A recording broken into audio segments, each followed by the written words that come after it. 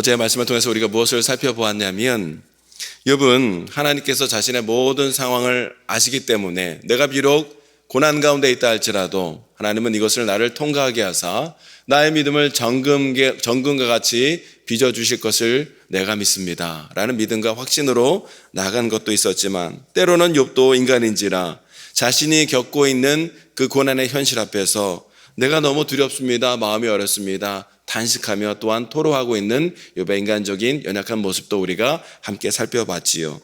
오늘 본문에서 욥은 무엇을 말씀하고 있는가 봤더니 하나님이 왜 악인에 대한 심판의 때를 확실히 알려주지 아니하시는 것입니까? 이 심판의 때에 대해서 하나님께 탄원하고 있는 욥의 모습을 보게 됩니다. 1절을 새 번역으로 제가 읽어드리겠습니다. 어찌하여 전능하신 분께서는 심판하실 때를 정하여 두지 아니하셨을까? 어찌하여 그를 섬기는 사람들이 정당하게 받을 날을 정하지 않으셨을까? 하고 1절이 시작되고 있습니다. 무슨 말씀입니까? 하나님은 왜 악인에 대한 심판의 날, 또 하나님을 믿고 따르는 의인에 대한 이 보상의 날을 정해놓지 아니하시는 것입니까? 라고 묻는 거예요. 사실 여러분, 이 심판의 날은 하나님이 하나님의 절대 주권을 가지고 하나님이 정해놓으신 거기 때문에 인간의 편에서는 그 날을 도무지 알래야 알 수가 없는 것이지요. 욥도 그런 사실을 알고는 있었을 거예요. 그럼에도 불구하고 욥이 1절과 같이 말하고 있는 이유는 지금 욥의 눈앞에 보이는 세상의 모습이 어떻기 때문입니까?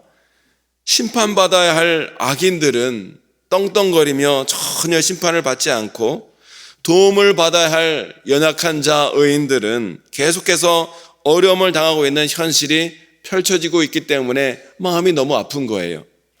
그 구체적인 내용이 2절 이하에 계속해서 기록되어져 있는 것을 보게 되지요. 여기 보니까 2절로 3절에 보면 악한 사람들은 경계표를 옮김으로 남의 땅을 막 강제로 빼앗고요, 힘들고 어렵게 사는 재산을 또한 빼앗고 가난한 사람들을 계속해서 괴롭히고 있더라는 거예요.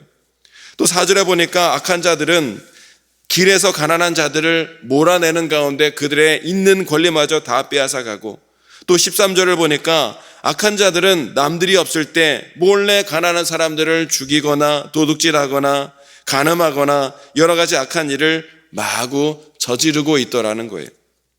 이 악한 자들은 광명을 싫어해서 하나님의 길을 가려 하지도 않고 그러한 길에 관심조차 없는 사람들입니다. 마치 시편 1편에 나오는 악인, 죄인, 오만한 자들과 같은 모습으로 살아가고 있는 자들이 바로 이 악한 자들의 모습이라는 것이죠. 욥의 친구의 말대로 한다면 이 악한 자들은 어떻게 돼야 됩니까? 이들이야말로 당장 심판을 받아 마땅한 사람들이었지요. 만약 욥이 죄를 저질렀다 할지라도 이들은 욥보다 더 큰 죄악상을 저지르고 있기 때문에 지금 욥이 겪는 고난보다 훨씬 더 크고 많은 고난을 이 악한 자들이 받아야 했었다라는 것이죠. 그러나 지금 욥의 눈앞에 보이는 세상의 실상은 어때요? 아무리 이러한 악인들이 악을 저지른다 할지라도 하나님은 그러한 악인들에 대하여 곧바로 멸망시키거나 심판하지는 않으시더라는 거예요. 그러니 탄식이 나올 수밖에 없는 것이, 반대로 여러분, 악한 자들에게 괴롭힘을 당하고 있는 이 선량한 사람들은 어떻게 살아가고 있어요? 그들은 이 악한 자들에게 그나마 가지고 있는 재산을 불법적으로 점점 다 빼앗기고 있고요, 가난한 자들은 자기의 자식들을 먹여 살리기 위하여 광야로 빈들로 나가 힘들고 고된 일을 마다하지 않지만 입에 풀칠하기도 힘들고, 또 7절에 보니까 이들은요, 옷이 없어 벗은 몸으로 지새워야 하고 추워도 덮을 것이 없는 거예요. 또 비를 피할 곳이 없어 그냥 비를 노천해서 다 맞아야 하는 형편에 이들이 살고 있더라는 것이지요. 가난한 자들이 이런 상황 속에서 아파하고 신음하고 죽어가는 가운데, 이런 상황 속에서 하나님께 부르짖으며 나아가도 하나님은 그들의 기도를 전혀 들어주지 않는 것처럼 보이는 이 비참한 현실 속에서 욥은 12절과 같이 탄식할 수밖에 없는 거예요. 12절의 말씀을 함께 읽어보실까요? 12절 시작. 성중에서 죽어가는 사람들이 신음하며 상한 자가 부르짖으나 하나님이 그들의 참상을 보지 아니하시느니라. 악인들은 당장 심판을 당하지 아니하고 가난한 자, 의로운 자들은 당장 도움을 받지 못하는 이 세상의 현실, 그것이 지금 욥의 눈앞에 펼쳐지고 있는 암담한 현실이었지요. 그래서 욥은 1절에서 하나님 왜 심판의 때를 얼른 시작하지 아니하시는 것입니까? 라고 탄식하며 탄원할 수밖에 없었다는 거예요. 그러나 물론 욥은요, 하나님께서 이러한 악인들에 대하여 심판을 전혀 행하지 않으실 것이라 라고 믿는 것은 아니었지요. 언젠가 하나님께서 주님의 공의와 정의로 심판하사 악인들을 심판하는 가운데 잘못된 것을 다 바로잡는 심판의 날이 반드시 있을 것이다 라는 믿음이 욥에게 있었다는 거예요. 이러한 믿음이 있었기 때문에 그가 이러한 탄식도 할 수 있었다는 것이죠. 마치 여러분 다윗이 원수에게 쫓겨다녔을 때 뭐라고 탄식합니까? 하나님, 내가 지금 너무 힘들고 괴롭습니다. 언제까지 내가 저 원수들에게 이렇게 쫓겨다녀야 하는 것입니까? 이렇게 다윗조차도 탄식할 수밖에 없었지만, 그러나 여러분, 다윗의 결론이 무엇이었어요? 하나님께서 나의 모든 원수를 물리치사 내가 그들로 인하여 힘들고 고난 가운데 있다 할지라도 하나님께서 나의 모든 원수를 물리치사 나를 이기고 승리하게 하실 것을 내가 믿나이다. 믿음의 고백으로 나아갈 때에 그 믿음의 고백대로 하나님이 그 다윗의 삶을 이끌어 주셨던 것처럼 지금 욥도요, 당장 자신의 눈앞에 보이는 악인들의 이 형통함과 의인들의 곤고함으로 인하여 잠깐 탄식하고 탄원할 수밖에 없으나, 그럼에도 불구하고 하나님께서는 하나님의 때에 하나님의 절대 주권으로 심판하사 감춰져 있던 주님의 공의로움, 정의로움을 반드시 나타내실 것이다 라는 믿음의 고백을 또한 하고 있다는 것을 오늘 우리는 기억해야 된다는 사실이에요. 여러분, 오늘 우리의 삶 가운데서도 악인이 번영하는 것처럼 보이고 의인이 곤고함을 당하는 것처럼 보이는 현실을 내가 살아가고 있다 할지라도 여러분, 하나님께서는 하나님의 때에 하나님의 방법으로 반드시 하나님의 공의와 정의를 나타내사 모든 것들을 바로잡으시고 주님의 뜻대로 이끌어 가실 것이라는 믿음으로 우리 성도는 살아가야 하리라는 것이에요. 여러분, 악한 자들이 가난한 자들을 이렇게 괴롭히는 모습을 기록하고 있는 2절로부터 17절까지의 내용과는 달리 18절부터 25절까지의 말씀을 보면 갑자기 내용이 좀 바뀌고 있습니다. 여기 보면 악한 자들이 심판받는 것 같은 내용들이 좀 기록되어져 있죠. 욥의 말이라고 하기에는 2절부터 17절까지 했던 논조나 내용이나 분위기가 완전히 바뀌어지고 있어요. 그래서 18절로 25절은 욥의 말이 아니라 욥의 친구 중에서 특히 빌닷의 말이다 라고 성서학자들은 해석을 하고 있어요. 그래서 어떤 성경본에는 18절 앞부분에 너희는 말하기를 이라는 말을 넣어서 18절부터 25절은 이 친구의 말, 즉 욥의 친구들이 욥에 대해서 항상 했던 논조가 무엇입니까? 잘못한 자는 반드시 그에 대한 대가를 받기 마련이다 라는 취지로 계속 욥에게 말하지 않았습니까? 그러한 취지로 18절로 25절이 기록되어져 있는 것을 보게 됩니다. 그러나 그러한 모습은 나타나지 않고 있지요. 욥의 눈앞에 펼쳐진 세상은 악한 자가 벌을 받고 선한 자가 보상을 받는 그런 세상은 여전히 아니었어요. 그렇다면 욥은 지금 세상은 영원히 악한 자가 계속 득세를 하고 가난하고 어려운 형편에 있는 자가 계속해서 힘들고 고난을 받는 불합리한 세상이라는 것을 강조하고 있는 것일까? 그렇지는 않겠지요.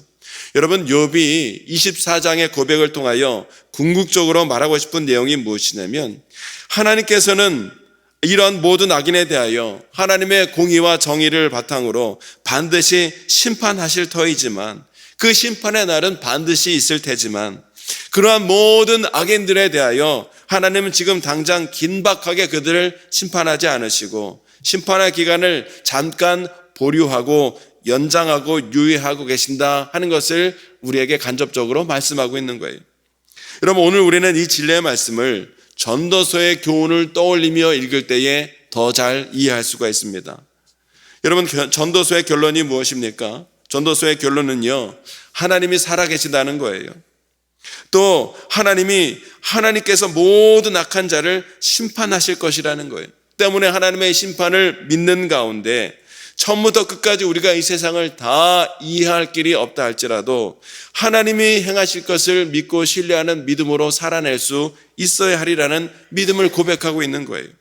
우리가 할 수 있는 것은 우리가 우리의 삶을 다 알고 다 통제할 수 있는 것이 아니라 모든 것을 아시고 모든 것을 다스리고 통치하시는 하나님이 하나님의 뜻과 능력으로 이 땅을 다스려 나가신다는 하나님을 믿는 믿음으로 성도는 살아가야 한다라는 것을 전도서가 가르쳐주고 있는 거예요.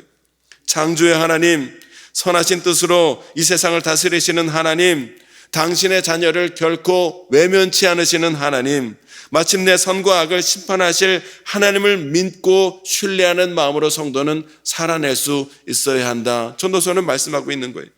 때문에 우리도 고난의 때, 어려움의 때를 살아갈 때 이런 욥과 전도서의 교훈을 떠올리며 살아갈 수 있어야 하리라는 것이죠. 비록 하나님께서 왜 저 악인들을 그냥 내버려 두시는 것인지 우리는 그것을 다 이해할 수 없을 거예요. 단지 우리는 이 모든 것에 대해서 하나님이 하나님의 때에 하나님의 방법으로 모든 것을 바로 세우시고 심판하실 때가 있을 것이라는 믿음으로, 그 믿음 안에 오늘 우리가 최선을 다하며 믿음으로 성도는 살아낼 수 있어야 하리라는 것이죠. 여러분, 오늘 나의 삶 가운데 힘들고 어려운 고난이 찾아왔다 할지라도 또 내 주변에 악인이 형통하는 것 같이 보이는 삶을 살아가고 있다 할지라도 하나님께서 하나님의 주권적인 방법으로 모든 것을 다 바로잡으실 것입니다는 믿음으로 오늘 우리는 성도는 살아갈 수 있어야 하리라는 것이죠. 다윗처럼 울며 탄식할 때가 있다 할지라도 끝까지 그 상황 속에서 우리는 하나님을 믿는 믿음 변치 않으며 하나님을 신뢰하며 다윗처럼 살아가야 될 줄로 믿습니다. 이것이 바로 성도가 살아가야 하는 방식이라 성경은 오늘 우리에게 말씀하고 있는 거예요. 오늘 욥기의 말씀을 통해서 이 성도의 삶의 원리를 다시 한번 깨닫는 가운데 때로는 이해할 수 없는 고난 앞에서 부조리해 보이는 세상의 현실 앞에서 우리의 마음이 무너져 내리는 때가 있다 할지라도 결코 실망하거나 좌절하고 비판하거나 비난하는 삶이 아니라 하나님께서 모든 것을 하나님의 뜻대로 통치하고 다스리시고 바로잡으실 것입니다 라는 믿음과 기대로 끝까지 믿음으로 고난의 현실 앞에서 부조리한 세상 가운데서도 끝까지 의의 승리를 거두며 하나님 기뻐하시는 뜻대로 살아가는 저와 여러분 모든 성도의 삶이 되시기를 주님의 이름으로 축원합니다. 이 시간 함께 기도하길 원합니다. 하나님, 힘들고 어려운 고난의 때가 있다 할지라도 욥과 같이 때로는 탄식하고 다윗과 같이 어려움을 토로한다 할지라도 욥과 다윗처럼 끝까지 우리 인생의 결론은 하나님의 정의와 하나님의 통치가 우리 삶 가운데